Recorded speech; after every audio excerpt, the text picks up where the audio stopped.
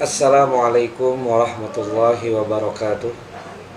Innal hamdalillahi nahmaduhu wa nasta'inuhu wa nastaghfiruh wa na'udzu billahi min shururi anfusina wa min sayyiati a'malina.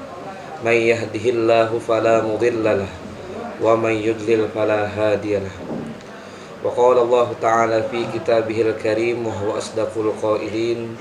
Yarfa'illahu alladhina amanu minkum walladzina utul ilma darajat. Wa qala habibuna sallallahu alaihi wasallam utlubul ilma minal mahdi ilal lahdi, atau kama qala Rasulullah sallallahu alaihi wasallam. Alhamdulillah, segala puji bagi Allah Subhanahu wa taala, yang mana alhamdulillah kita disehatkan badan, dipanjangkan umur sehingga masih nyaman dalam bernapas dan sebagainya. Salawat serta salam tak lupa kita haturkan kepada junjungan kita Nabi besar Muhammad sallallahu alaihi wasallam, yang mana dengan pikir beliau, kerja keras beliau, sehingga kita dapat menikmati Islam secara nyaman seperti sekarang. Di sini saya akan sedikit menyampaikan tentang kitab Ta'limul Muta'allim.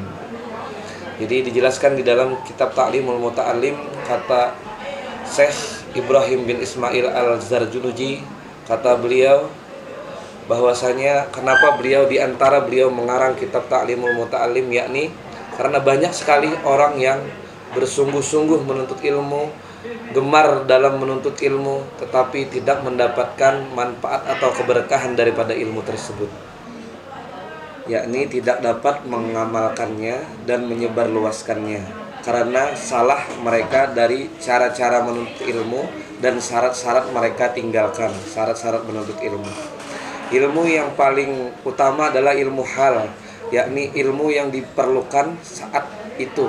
Yang kita perlukan ilmu apa, maka ilmu itulah yang perlu kita pelajari.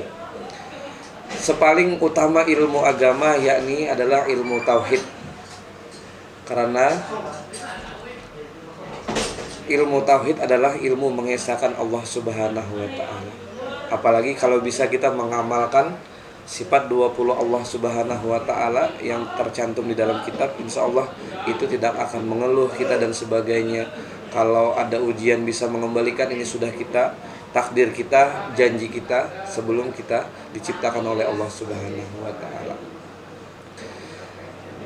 Dan sebab ilmulah manusia dimuliakan oleh Allah Subhanahu wa taala.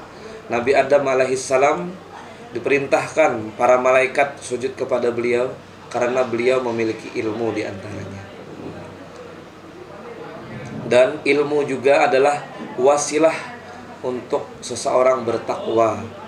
Orang yang ahli ilmu dan wara' lebih berat bagi syaitan menggodanya daripada 1000 orang ahli ibadah tetapi mereka bodoh.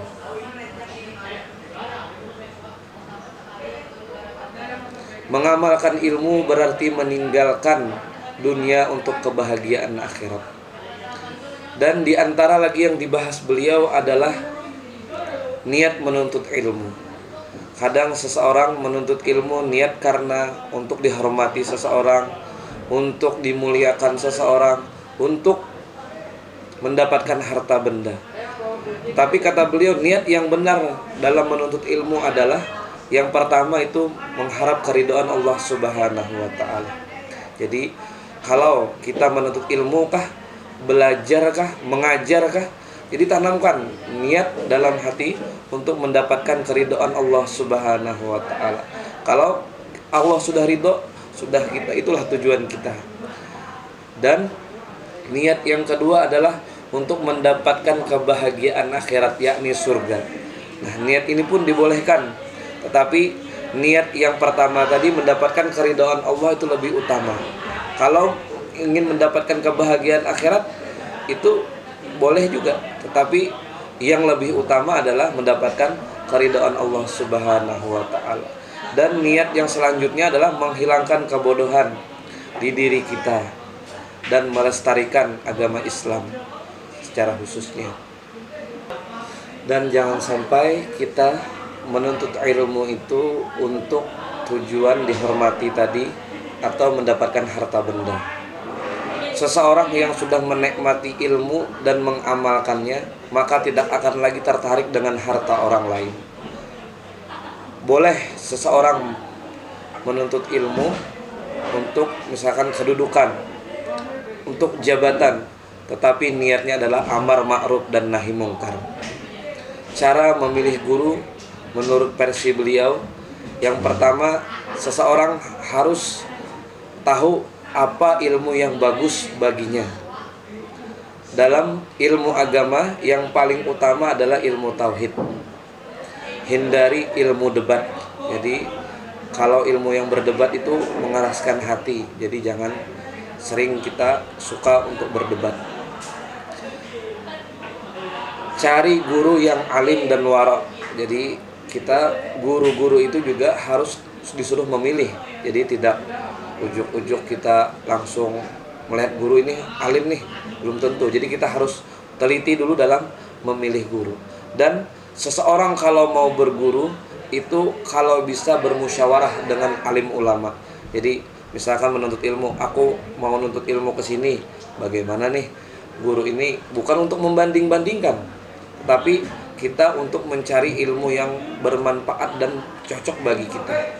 Jadi tidak untuk membanding-bandingkan. Apalagi kan sekarang macam-macam nih, ada aliran-aliran macam-macam. Apalagi kalau aliran sesat itu berbahaya.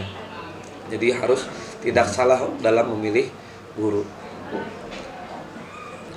Qala Ali bin Abi Thalib radhiyallahu taala anhu, kata beliau, tidaklah seseorang akan mencapai tujuan ilmunya atau memperoleh ilmunya itu kecuali dengan 6 hal.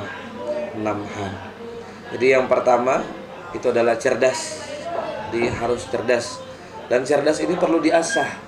Jadi seseorang untuk menghafal Al-Quran dulu, mereka tidak bisa menghafal Al-Quran dulu awalnya. Tetapi ketika seayat dulu menghafal, terus seayat lagi, insya Allah ditambah terus.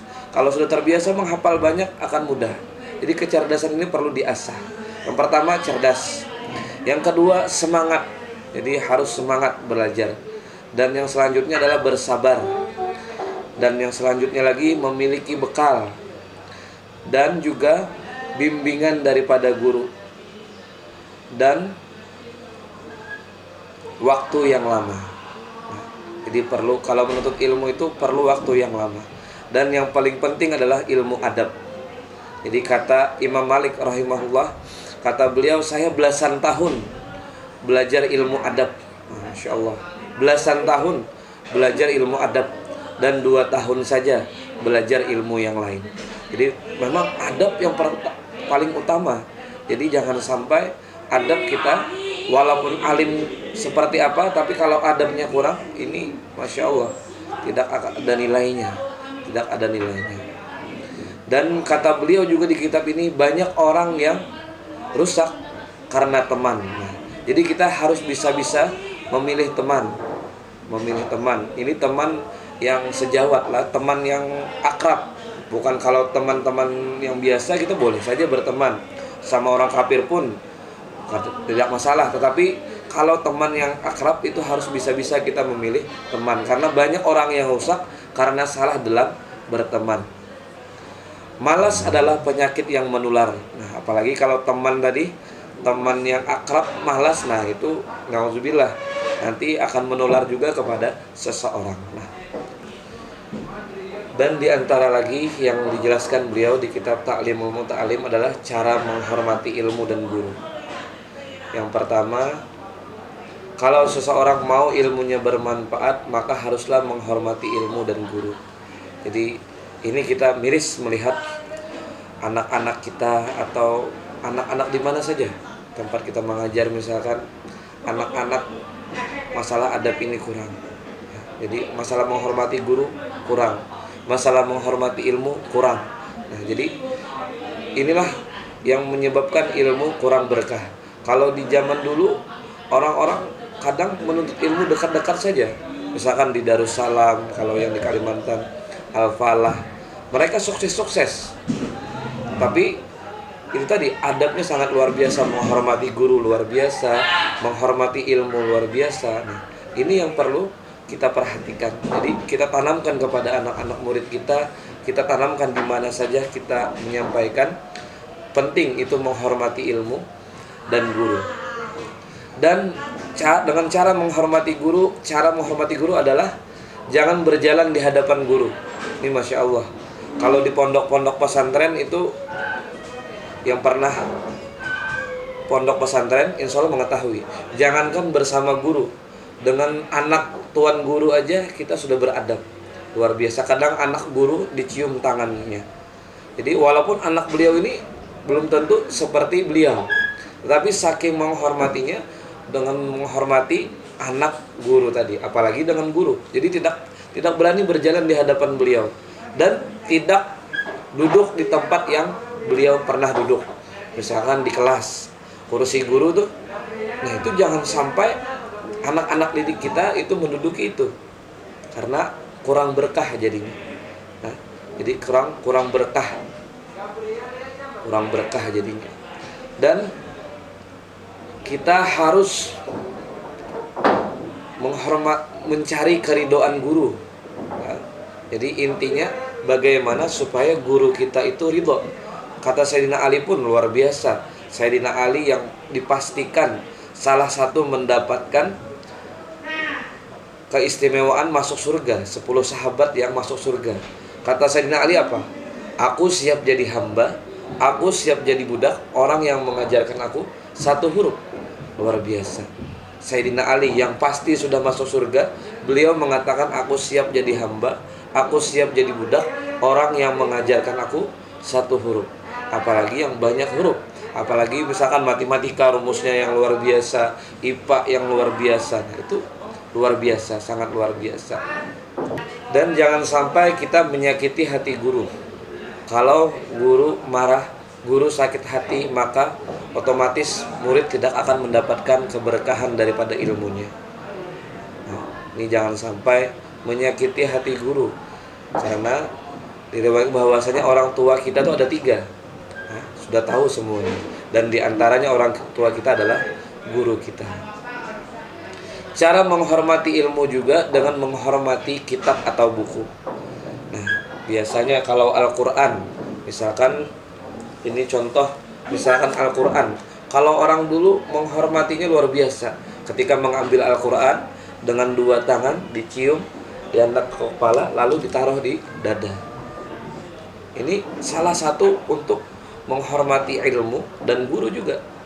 Jadi ketika Al-Quran terjatuh, itu langsung takut kualat, lalu mengadakan selamatan walaupun kue kering.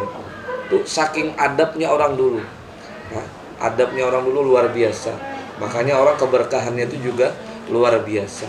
Dan tidak juga memegang buku atau Al-Quran kecuali dia berwudu. Nah, kalau Al-Quran jelas la yamassuhu illal mutahharun, tidaklah menyentuh Al-Quran kecuali orang yang bersuci. Dan buku pun seperti itu. Karena kenapa? Kata beliau, karena ilmu adalah cahaya dan wudu adalah cahaya. Cahaya ketemu cahaya, insya Allah itu akan mudah dalam menyerap ilmu. Dan memulai belajar ini, kata beliau, yang bagusnya adalah mulai hari Rabu. Kenapa jadi hari Rabu? Karena cahaya diciptakan hari Rabu. Dan mulailah, kata beliau, dengan buku-buku yang mudah dulu. Jadi seseorang misalkan seperti fikih, itu ada fikih itu tingkatannya. Jadi tingkat yang rendah dulu, baru ke atas, baru ke atas. Dan jangan lupa untuk berdoa untuk memahami pelajaran, kata beliau. Cara tidak mudah lupa dalam pelajaran adalah, kata beliau, dengan mengajarkannya kepada orang lain. Cara mudah untuk mengingat ilmu supaya tidak lupa, itu caranya adalah mengajarkan kepada orang lain. Dan kata beliau, tidak ada alasan untuk tidak menuntut ilmu. Jadi alasan panci buntus misalkan, ember pecah dan sebagainya, tidak ada. Karena sebagaimana yang ulun sebutkan tadi di awal, utlubul ilma minal mahdi ilal lahdi. Tuntutlah ilmu dari buayan sampai liang lahat. Jadi tidak ada istilah istirahat dalam menuntut ilmu. Pelajaran tidak akan melekat kalau tidak diulang-ulang. Nah, ini penyakitnya. Biasanya orang mudah hafal dalam pembelajaran tetapi mudah juga hilang. Ketika itu makanya apalagi dalam Al-Qur'an, menghafal Al-Qur'an. Nah, bahkan diperumpamakan Al-Qur'an ini sebagaimana kuda yang liar dan pengikatnya itu dengan murajaah, yakni diulang-ulang. Jadi setiap pembelajaran apa saja itu kuncinya harus diulang-ulang. Dan yang paling penting kata beliau, jangan pernah putus asa. Jangan pernah putus asa. Kalau seseorang misalkan ini belum paham nih, maka tanyakan lagi ke orang yang lebih paham, orang yang lebih mengetahui. Insya Allah nanti bisa memecahkan masalah itu. Jadi tidak ada putus asa dalam menuntut ilmu khususnya. Mungkin ini aja yang dapat ulun sampaikan. Salah khilaf itu murni daripada ulun. Ulun mohon maaf. Billahu taufiq wal hidayah, waridho wal inayah. Assalamualaikum warahmatullahi wabarakatuh.